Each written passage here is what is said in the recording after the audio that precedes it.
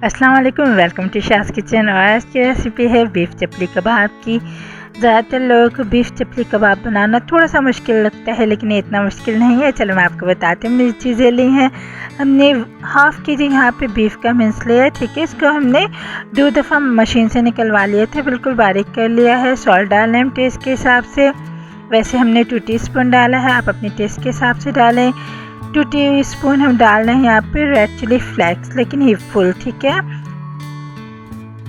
गरम मसाला पाउडर है हमारे पास यहाँ पे 1 टीस्पून। अच्छा, हमारे पास एक स्मॉल ऑनियन थी यानी प्याज, उसको हमने चॉप कर लिए, वो डाली है। हरा धनिया है हमारे पास, हाफ कप हम यहाँ पे वो डाल रहे हैं। बहुत ही आसान है, ज़रा सी भी टेंशन नहीं लेनी है। अच्छा, यहाँ पे हमारे पास चॉप टमाटोज़ हैं, एक लार्ज, उसको हमने बारीक बारीक काटा था, वो डाला है।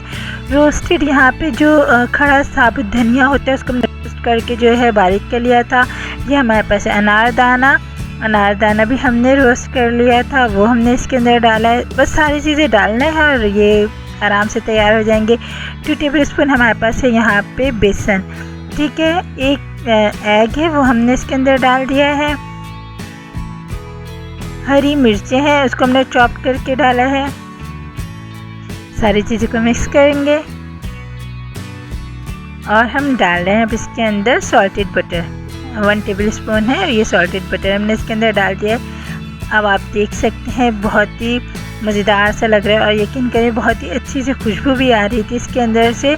और बस अब ये समझिए ये तैयार हो चुके हैं, सिर्फ हमें इसको फ्राई करना है।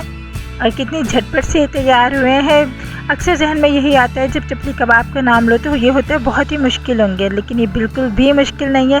आप देख सकते हैं इसको हमने एक बड़ा सा इसकी एक पेटी बना ली है और बिल्कुल इसको ज़्यादा मोटा नहीं रखना हमने, पतले बनेंगे ये, क्योंकि बीफ पकने के बाद ऑलरेडी श्रिंक हो जाता है, तो हमने इसको थोड़ा पतला रखना है। ऊपर एक हमने टमाटर का पीस रखा है, इसको हमने जो पैन में डाल दिया है, दोनों तरफ से अच्छे से इसको खूब फ्राई कर लेंगे। बस ये फ्राई हो जाएगा और हमारे बीफ चपली कबाब जो है मज़ेदार से तैयार हो गए। लेमन और टमाटर्स के साथ अच्छे से इसको गार्निश करके सर्व कीजिए। लेकिन है ना, आपको वीडियो ज़रूर पसंद आई होगी। चलो मिलते हैं अगले वीडियो में, तब तक के लिए अल्लाह हाफ़िज़।